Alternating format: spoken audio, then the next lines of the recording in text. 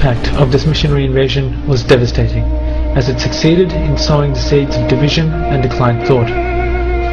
Western laws and syllabi were introduced into the Islamic State's criminal code and education system, respectively, further distancing the Muslims from the Islamic Aqidah and the application of its fruits in daily affairs.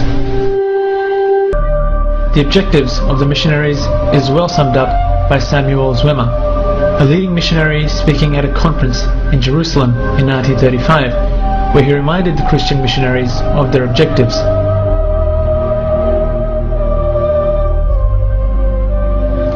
The objective is not to convert Muslims into Christians. This would be an honor for them. Rather, the objective is to stray Muslims away from Islam so that they become individuals with no relationship to Allah. By this, he will be paving the road in the new imperialistic era in the Muslim world.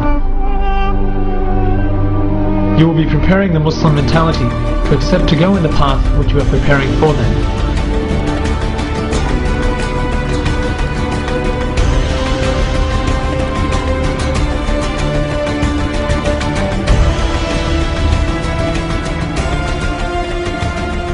Turkish nationalism, on the other hand, was also aroused by the Western nations. The establishment of the Young Turks in Paris was to prove another devastating blow to the Islamic State and added to the divisive nationalist sentiments present.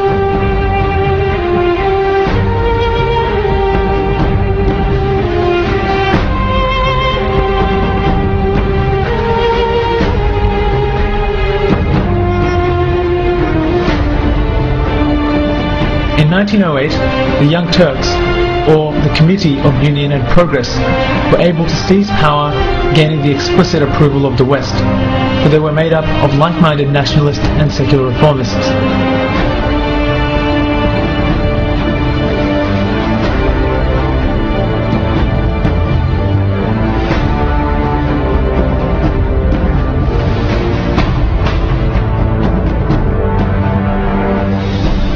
Later, when the British and French also supported Arab nationalist sentiments, some from among the Young Turks, such as Jamal Pasha, urged the Arabs to maintain unity among the citizens of the state in a gathering of Arab leaders in Damascus.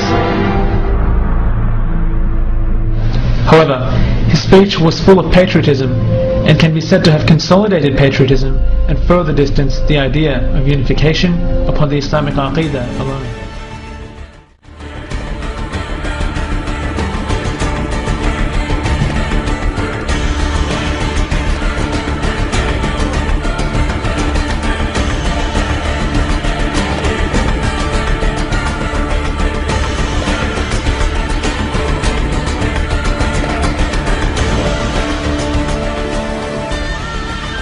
And the Western colonialists began to write the epitaph of the Ottoman Caliphate. With the outbreak of World War I, the Islamic State made the fatal mistake of entering the war. Germany had convinced the Sultan to enter the war as an opportunity to reverse the Western occupation of parts of the Islamic State.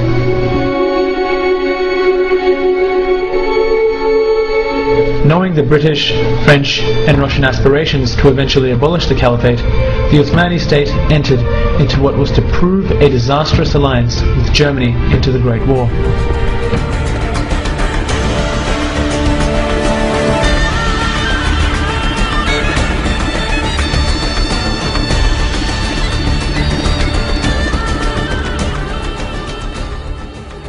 Simultaneously, the Allies were able to gain the support of the Arabs, and through the treachery of the likes of King Faisal and Sharif Hussein, were able to build an enemy within the Ottoman state. The British supported the Arab calls for independence, as well as promising them autonomy over what they deemed as their own lands. This severely weakened the Ottoman Caliphate, for although they may have been able to repel the external armies, the internal Arab rebellion was impossible to counter.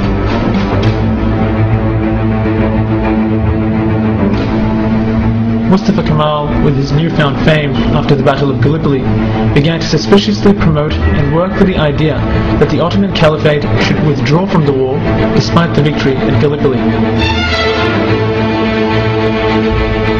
He began to make public his holding of Britain in great esteem over the ally Germany. and with various political maneuvers was able to gain power, leading to the eventual official abolishment of the Caliphate.